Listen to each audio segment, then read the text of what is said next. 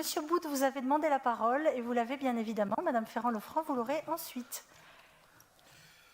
L'intervention que je voudrais faire, j'aurais pu la faire aussi à l'autre délibération. Je voudrais parler de la plaine de la Guitarier, la plaine des sports. En 2010, ce complexe sportif, vous nous l'avez présenté donc comme la plaine de sport et de nature. Oui.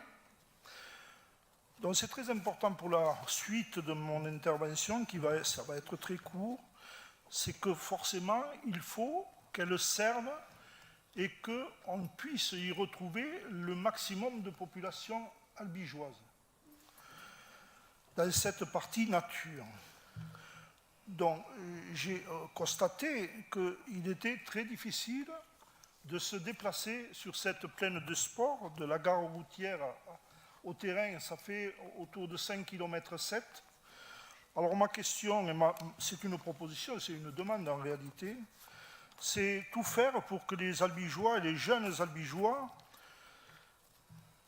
puissent s'approprier cette plaine des sports. Je ne suis pas sûr qu'aujourd'hui ce soit le cas. Je pense qu'il est important qu'il y ait des navettes, des transports gratuits pour notre jeune population de sportifs et d'amateurs d'ailleurs. Moi, je pense que s'approprier, ça passe par là, s'approprier ce complexe passe par des navettes gratuites, au moins le mercredi après-midi, le samedi après-midi, et peut-être le dimanche, si c'est possible. Voilà. Moi, je sais qu'il faut faire remonter cela à l'AGLO, mais je crois que, bon, Madame la Présidente d'AGLO, maire d'Albi, vous pourriez faire remonter cette demande au niveau de l'AGLO. Il y a un transport qui part du boulevard Andrieux et qui va sur la route de Tersac, en face donc pratiquement la route de la plaine des sports, mais il reste encore un bon bout de chemin à faire. Donc voilà, je ne demande pas qu'il y ait des navettes tous les jours et tous les soirs, mais au moins au moment opportun, au moment où le maximum de gens, c'est-à-dire les jeunes, mercredi après-midi, samedi après-midi et dimanche. Merci. Je peux répondre, madame. Merci de cette intervention, André Boud. Effectivement, c'est une plaine de nature et la délibération numéro 3 montre effectivement qu'il y a cette volonté à travers le parcours permanent d'orientation, le parcours running et le ponton pour le triathlon. On est bien là sur des activités de pleine nature.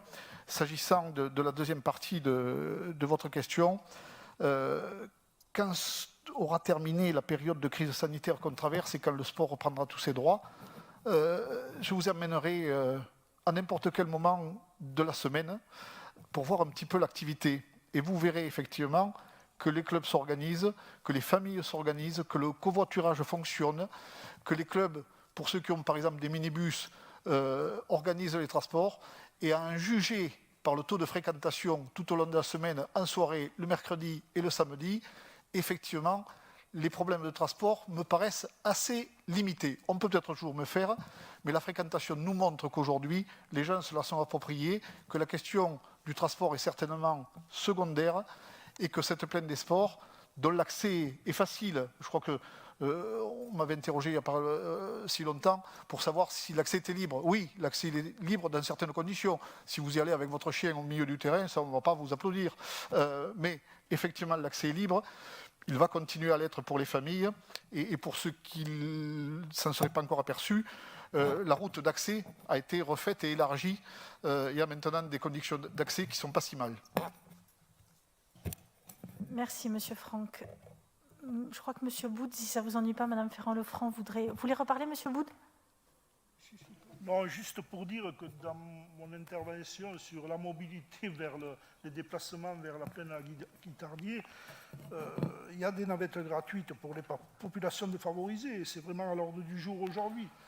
Mais il y a aussi le problème des pistes cyclables. Est-ce que, voilà, penser à aménager cet itinéraire en piste cyclable, c'est aujourd'hui une priorité. Bon, merci. Okay. Merci, et ça fait effectivement partie des projets d'aménagement, notamment intégrés dans le cadre de notre PLUI, mais ce sera un autre débat.